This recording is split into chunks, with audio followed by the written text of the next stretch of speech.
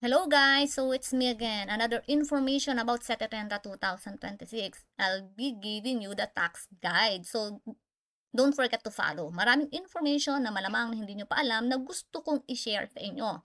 Detrazione inquilini con contratto di locazione. May kontrato di affitto ka ba?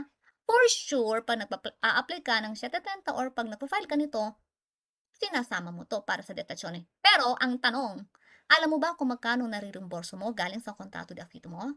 Malamang hindi. Pero ito ang sasabihin ko. Pwede kang makarimborso ng €300.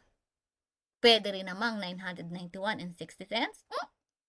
Sa mga talubata, lalo na kayong mga tamad mag-file ng 730, kung kayo may kontrato de affitto, aba, dapat po mag-file kayo.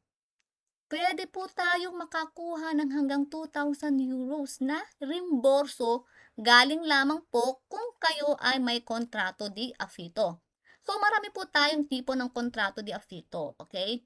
At ayan po ang aking ibibigay sa inyong information kung paano tayo makakarimborso base sa kontrato di affitto na meron tayo at kung magkano ang dapat mong marimborso.